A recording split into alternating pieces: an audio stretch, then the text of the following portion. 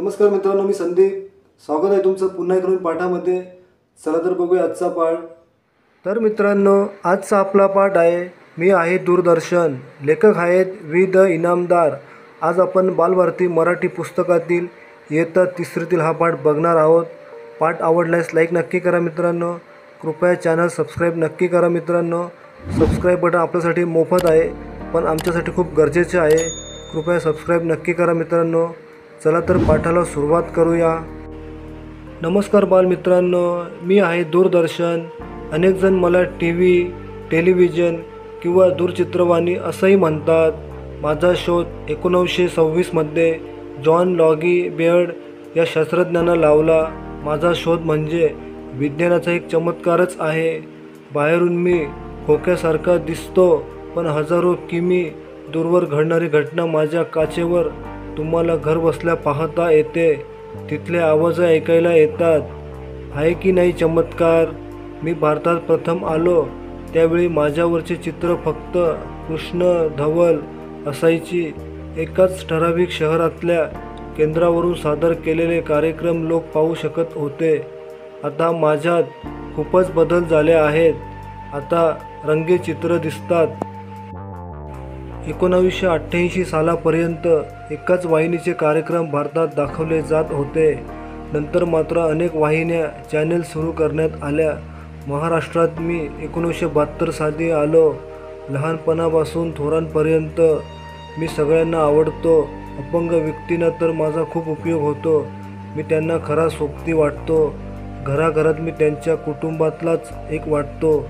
अजून तरी विजेशिवाय मी चालू शकत नाही. म्हणून एखाद्या भागातील वीज काही कारणानं गेली तर वीज केव्हा येईल आणि आपला टीव्ही केव्हा सुरू होईल म्हणून लोक मोठ्या आतुरतेने विजेची वाट पाहत असतात. ज्ञान देणे, मनोरंजन करणे ही माझी महत्त्वाची कामे. स्त्री, पुरुष, मुले, मुली या सगळ्यांसाठी माझे कार्यक्रम असतात. चांगलं पीक कसं काढावं याबाबतचा योग्य तो सल्ला मी शेतकऱ्यांना देतो.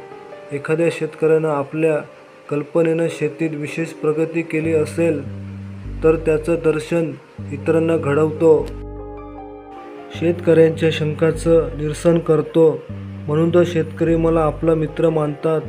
जगात, देशात घडणाऱ्या घटनांची माहिती बातम्यातून मी सगळ्यांना देतो.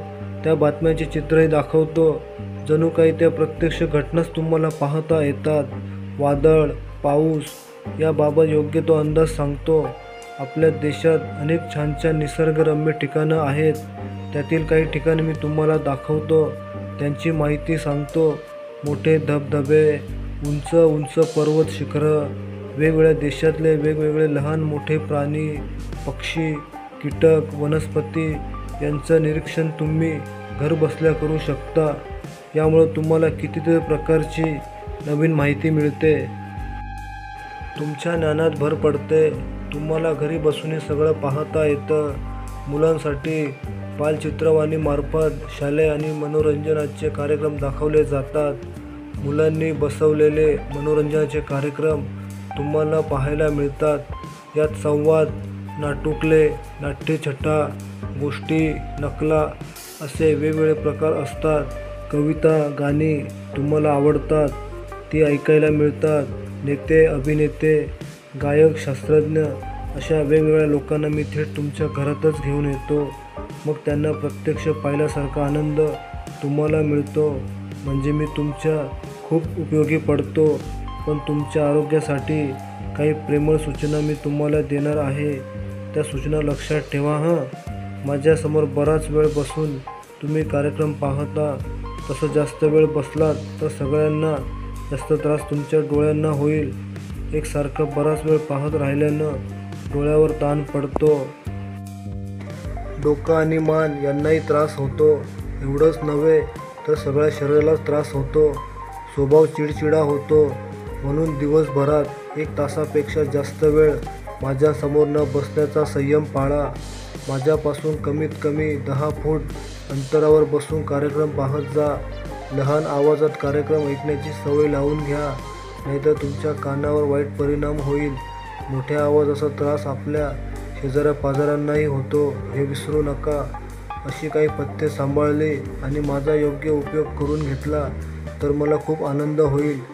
एवढे बोलून मी माझे भाषण संपवतो. नमस्कार. तर मित्रांनो, मी आहे दूरदर्शन हा पाठ कसा वाटला आम्हाला कमेंटमध्ये नक्की सांगा. पाठ आवडल्यास लाईक नक्की करा मित्रांनो. कृपया चॅनल सबस्क्राईब नक्की करा मित्रांनो. सबस्क्राईब बटन आपल्यासाठी मोफत आहे पण आमच्यासाठी खूप गरजेचे आहे. कृपया चॅनल सबस्क्राईब नक्की करा मित्रांनो. चला तर भेटूया पुढच्या व्हिडिओमध्ये. तोपर्यंत आपले खूप खूप धन्यवाद.